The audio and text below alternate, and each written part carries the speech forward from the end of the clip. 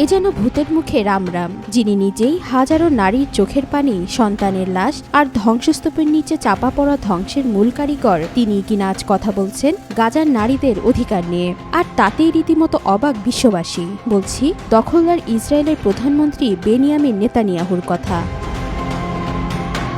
যুদ্ধাপরাধ ও মানবতাবিরোধী অপরাধের অভিযোগে আন্তর্জাতিক আদালতে গ্রেফতারি পরোয়ানাভুক্ত নেতানিয়াহু সম্প্রতি ফুলসেন পডকাস্টে হাজির হয়ে গাজার নারীদের অধিকার নিয়ে উদ্বেগ প্রকাশ করেছেন। তিনি বলেন, গাজার নারীরা সম্পত্তি, তাদের কোনো মূল্য নেই, তাদের কোনো অধিকার নেই, তারা পুরোপুরি দমন নিপীড়নের শিকার হচ্ছে।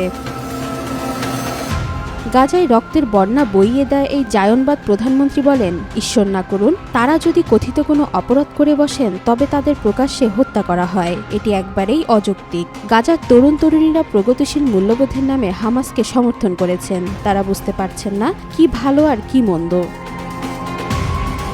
এরপর তিনি বাইবেলের উদ্ধৃতি টেনে বলেন, তাদের কি চোখ নেই দেখতে, কান নেই শুনতে? এই কথাগুলো যেন শত্রুকে গালি দিতে গিয়ে আয়নার সামনে দাঁড়ানোর মতো। কেননা গাজার সেই নারীরা যাদের নিয়ে তিনি সহানুভূতিশীল সুরে কথা বলছেন, তাদেরই তো একে একে জীবনের মৌলিক অধিকার কেড়ে নিয়েছেন ইসরায়েল।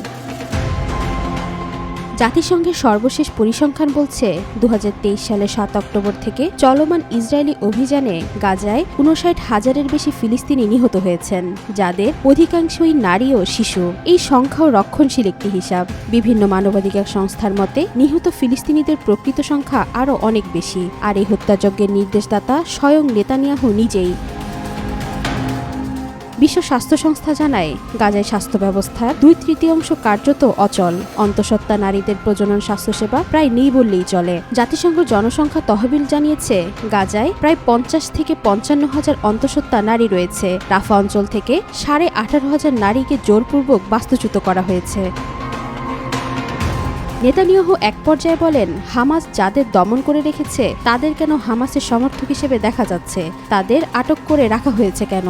তাদের তো চলে যাওয়ার সুযোগ দেওয়া উচিত, স্বাধীনতা দেওয়া উচিত, বাঁচা ও ভবিষ্যতের সুযোগ দেওয়া উচিত।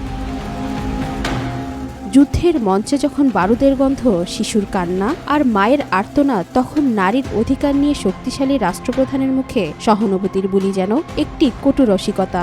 নেতানিয়াহুর এই বক্তব্য কেবল রাজনৈতিক ভণ্ডামির প্রতিচ্ছবি নয়, এটা বিশ্ব বিবেককে চ্যালেঞ্জ জানানো এক নিষ্ঠুর ব্যঙ্গ। ওয়াহিদা পারভিন, আজকাল।